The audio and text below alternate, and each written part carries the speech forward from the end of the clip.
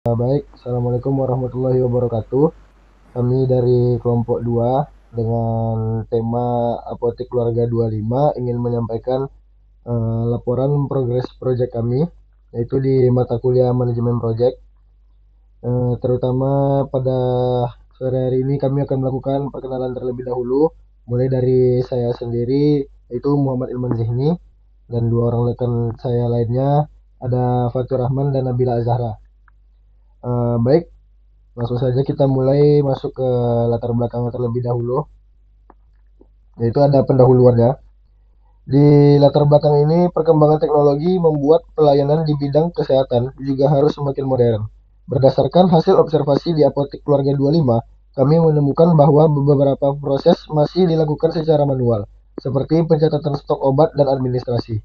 Hal tersebut menyebabkan proses pelayanan menjadi kurang efisien, berpotensi menimbulkan selisih stok, dan memperlambat pelayanan kepada pelanggan. Oleh karena itu, kami mengusulkan perkembangan sistem informasi Apotek Keluarga 25 yang terintegrasi agar seluruh proses dapat dilakukan dalam satu sistem. Oke, kita masuk ke bagian keduanya, yaitu ada rumusan masalahnya. Di sini tuh berdasarkan kondisi tersebut, terdapat beberapa permasalahan utama. Yang pertama adalah pelayanan dan transaksi masih belum optimal. Yang kedua ada pencatatan stok masih dilakukan secara manual, sehingga sering terjadi selisih data.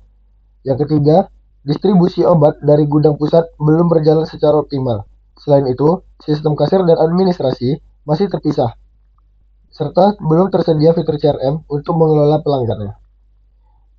Dan kita masuk ke bagian tujuannya.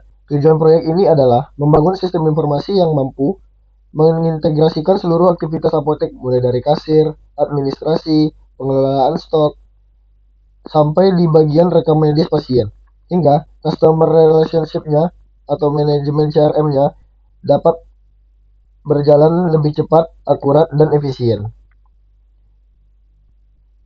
Baik, kita akan masuk ke bagian manfaatnya.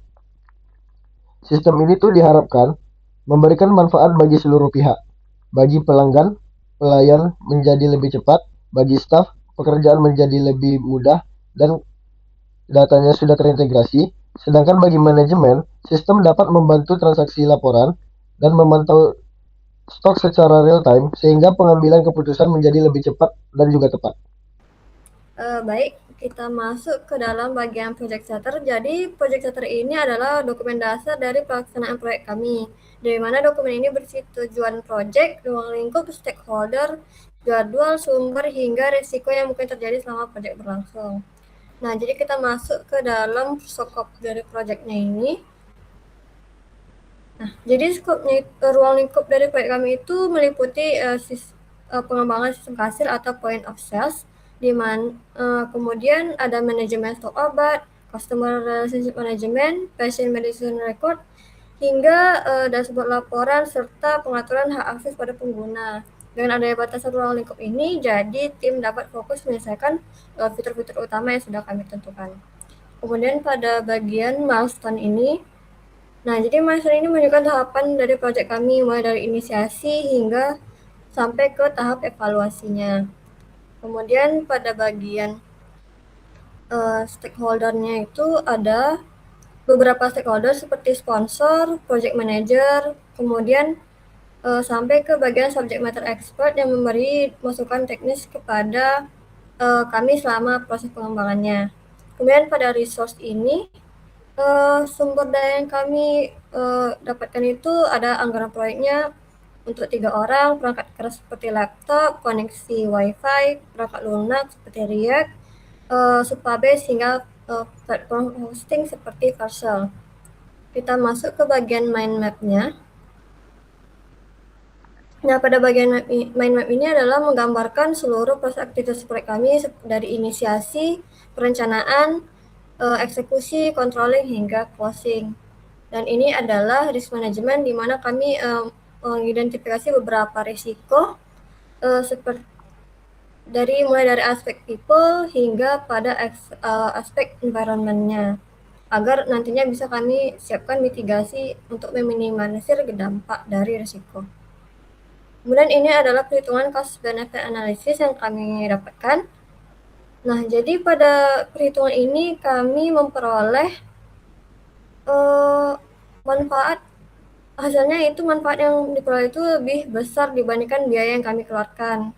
Jadi proyek ini dinilai layak untuk dijalankan agar lebih bermanfaat untuk si klien kami.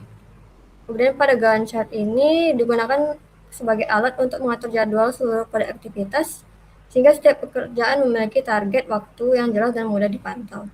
Pada earn value project atau EF-nya itu diketahui bahwa kami mendapatkan nilai CPI lebih dari 1 yang berarti penggunaan biaya proyek sudah efisien.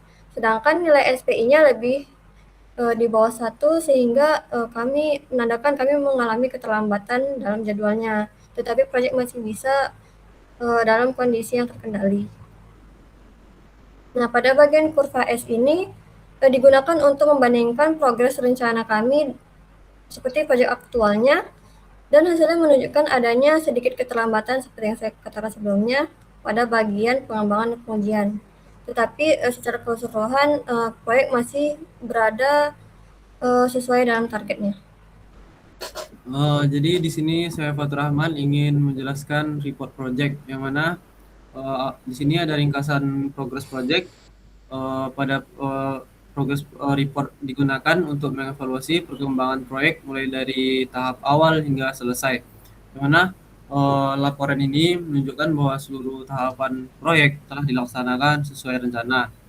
Yang mana status penyelesaian pekerjaan itu ada analisis kebutuhan sistem yang mana statusnya itu selesai dengan 100%. Ada penyusunan project charter, business case, kemudian ada perancangan activity diagram, penyusunan risk management, penyusunan Gantt chart, penyusunan network diagram, dan cost benefit analysis yang mana statusnya selesai semua dengan progress 100%. Kemudian yang kurang tadi yaitu penyusunan kurva S dan penyusunan dokumentasi proyek. Di sini juga statusnya selesai dengan progres 100%. Nah, di sini ada juga hasil pelaksanaan proyek yang mana pelaksanaan proyek yang telah dilakukan di proses beberapa capaian yang didapat dari pencapaian dari pelaksanaan proyek tersebut adalah seluruh kebutuhan sistem berhasil diidentifikasi melalui proses observasi yang mana ini dilakukan pada apotek keluarga.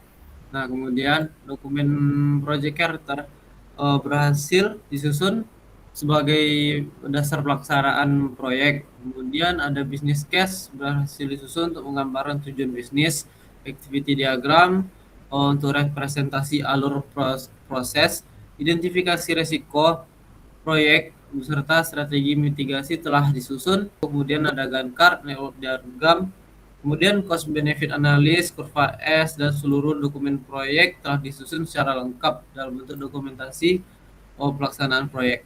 Nah, kemudian sini ada evaluasi pelaksanaan proyek. Secara umum, pelaksanaan proyek sudah berjalan sesuai dengan rencana yang telah ditetapkan. Nah, di sini pembagian tugas kelompok ada Nabila Zahra, Fatur Rahman, dan Muhammad Ilman Zihni. Yang mana Nabila di sini berperan sebagai project manager yang bertanggung jawab mengkoordinasi. Dan kemudian di sini saya sendiri itu bertanggung jawab dalam penyusunan project charter, progress report, identifikasi analis proyek, dan Ilman Zihni bertanggung jawab pada tahap penyusunan business case, identifikasi permasalahan, manfaat proyek. Di sini pembagiannya sudah pas. Kesimpulan dari seluruh pelaksanaan proyek yaitu pelaksanaan proyek analis pembahasan telah dilakukan, dapat disimpulkan bahwa proyek pengembangan sistem informasi apotek keluarga 25 ini yang mana berbasis web berhasil rancang sebagai solusi all-in-one yang mana terintegrasi yang menyatukan fungsi kasir dengan menggunakan POS dan modul administrasi internal demi meningkatkan efisiensi operasional serta mempercepat layanan kepada pelanggan.